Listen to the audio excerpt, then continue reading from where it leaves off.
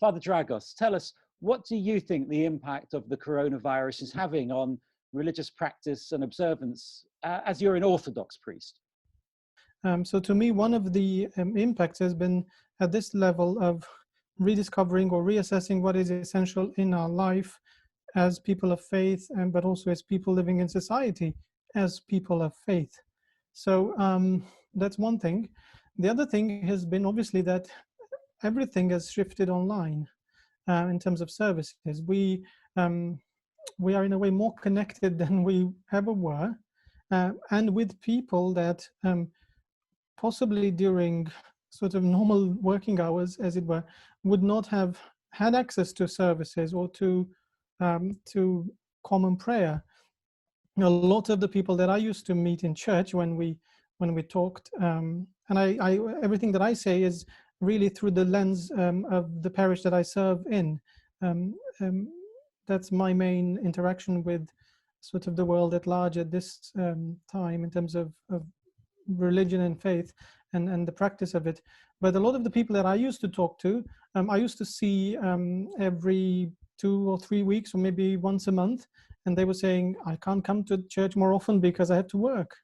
Now, many people are at home, and many people who, as I said, normally would not have traveled to church can actually join the services online. So that's possibly a bonus.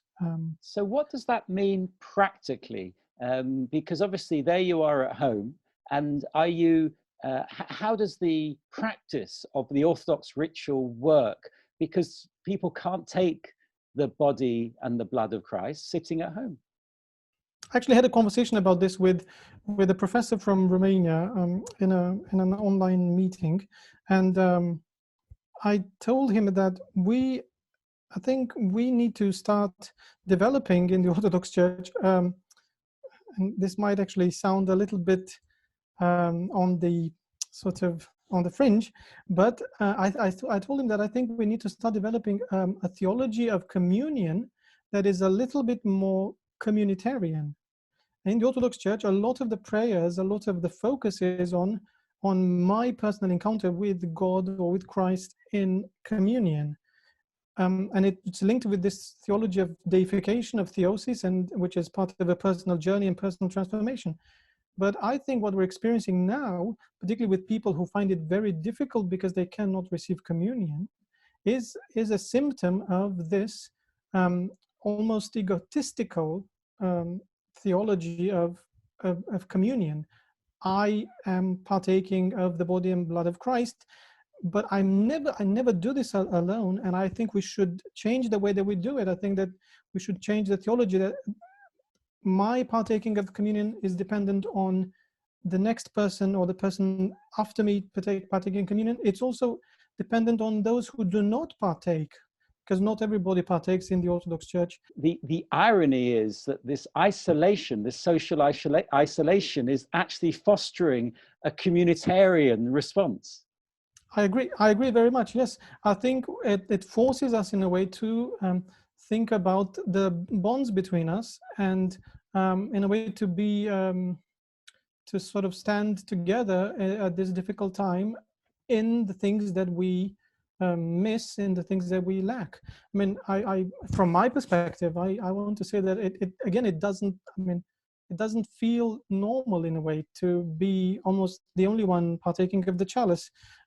Members of my family, yes, we do it as a home church, as it were now, but I miss the fact that it's not more of us partaking of the chalice, so it's difficult. But having said that, I think part of this challenge is to rediscover how we connect with Christ, or with God. What are the links that we have? Somebody online, sort of an Orthodox monk from Romania, said something in a long post on Facebook. But one of the first sentence that he said, that he wrote there, was the problem that we have now is that having partaken of the chalice for so long, now we don't see the results of it, as it were, because we the crisis that we experience at this time, it's almost points to this emptiness, that we have not filled this actually in the action of partaking of Christ. We have not developed a relationship with God that allows us to process these times, these periods, in a way that is more fruitful, or that we can find to be more fruitful rather than more of a challenge. And I suppose at Easter time, and of course you celebrate Easter a little later than your Western friends, but that's particularly pertinent to Easter, the sense of emptying oneself out, the sense of the interior journey, if you like. So in some ways, this crisis is giving Christians, and the way that you're explaining it, a new insight into the Easter story. I agree. I think this is in a way a gift. It's a great tragedy, of course, for many people. Many people are dying, many people are sick, many people are isolated, many people are suffering in many ways. But for those of us who claim to be people of faith, I think this is a gift, as you say, is a gift of rediscovery, is a gift of reassessing who we are, is a gift of seeing how God is present in this crisis. I think we can relate to this across sort of the Abrahamic faiths, to put it this way, that God is always sort of, even when he is, as it were, in a more Old Testament way, simplistically put, not punishing, but calling his people to wake up in harsh ways. He's also present in that action. God is present, so he's not absent. He's suffering with those who suffer. But and possibly this is a way, to maybe push theology even further, that God is learning again how to be with his people in a time of trouble. We have to think that, we have to say this, because God is not absent, but we often try to now fit God in the way that, in the pattern that we have been so accustomed with. And I think God maybe is trying to break the mold that we have so eagerly now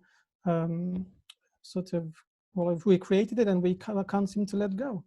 This idea of God learning is a very powerful concept, of course. The very idea that God needs to learn is almost rabbinic, Dragos, that there's that relationship between God and God's people, or God's peoples, and it's a two-way encounter.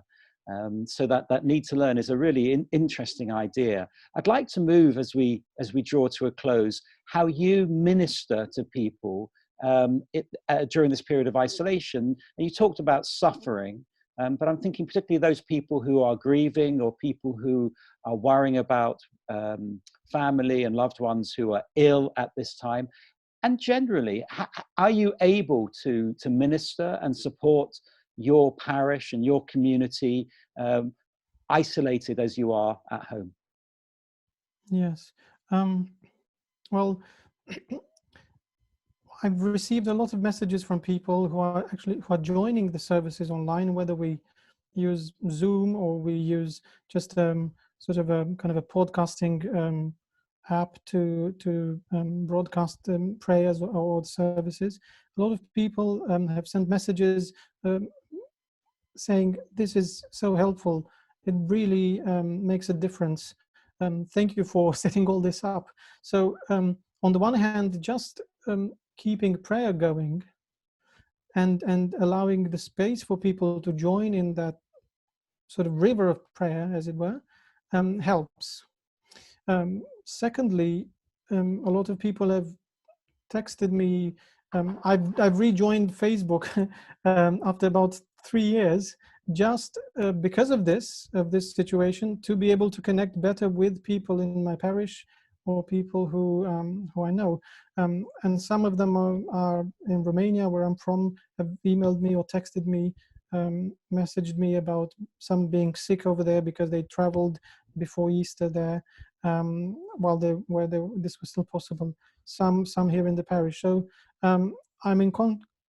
it seems that I'm in constant contact with people, and I receive prayer lists. So the upside is that I think people have adapted very quickly to this, and they understand that God works and hears prayers, and is, as I said, involved in this, even in this virtual environment that we seem to operate at the moment. Father Dragos, thank you very much. Thank you, Ed. Thank you so much.